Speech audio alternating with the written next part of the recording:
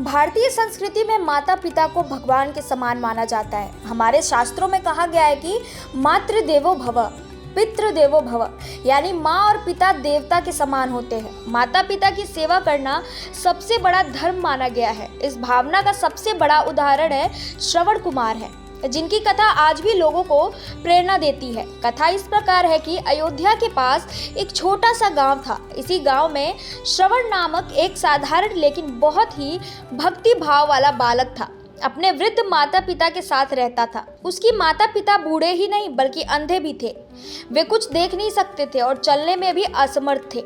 श्रवण अपने माता पिता की हर ज़रूरत का ध्यान रखता था। वह दिन भर मेहनत करके अपने माता पिता का पालन पोषण करता था और शाम को उनके चरण दबाकर सेवा करता था। एक दिन उसके माता पिता ने श्रवण कुमार को कहा कि वे जीवन के अंतिम समय में तीर्थ यात्रा करना चाहते हैं ताकि भगवान का दर्शन करके उनके जीवन को सफल बना सके। श्रवण कुमार को यह सुनकर बहुत प्रसन्नता हुई और श्रवण कुमार ने ठान लिया कि वह अपने माता पिता की यह इच्छा हर हाल में पूरी करेगा। उसने 2 मजबूत टोकरियां ली और उन्हें एक लंबे बांस से बांध दिया।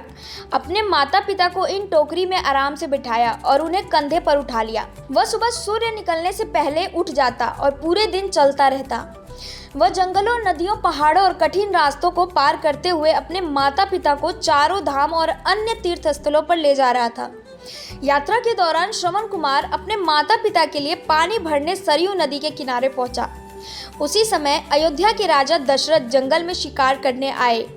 उन्होंने झाड़ियों में कुछ हलचल सुनी और बिना देखे तीर चला दिया। दुर्भाग्य से वह तीर सीधे श्रवण कुमार को लग गया। तीर लगने से श्रवण बुरी तरह घायल होकर गिर पड़ा और जोर जोर से करा उठा। राजा दशरथ वहां पहुंचे तो देखकर दंग रह गए कि उन्होंने एक युवक को घायल कर दिया। राजा ने क्षमा मांगी, लेकिन श्रवण कुमार ने भावुक स्वर में कहा, राजन, पहले कृपया मेरे माता पिता को पानी पिला दीजिए। वे अंधे हैं और मेरा इंतजार कर रहे हैं। इतना कहकर श्रवण ने अपने प्राण त्याग दिए। राजा दशरथ श्रवण कुमार के माता पिता के पास पहुंचा और उन्हें पानी पिलाया। उन्होंने पूरी घटना सुनाई। जैसे ही अंधे माता पिता को यह पता चला कि उनका प्रिय बेटा इस दुनिया में नहीं रहा, वे बहुत दुखी हुए। दुख और क्रोध से भरकर उन्होंने राजा दशरथ को श्राप दिया कि जैसे आज हम अपने बेटे के वियोग का दुख सह रहे हैं, वैसे ही तुम भी अपने बेटे के वियोग में तड़पोगे। इसी श्राप के कारण आगे चलकर राजा दशरथ को राम के वनवास और उनके वियोग का गहरा दुख सहना पड़ा। श्रवण कुमार की कहानी हमें यह सिखाती है कि माता पिता की सेवा ही सच्ची भक्ति है। धन्यवाद।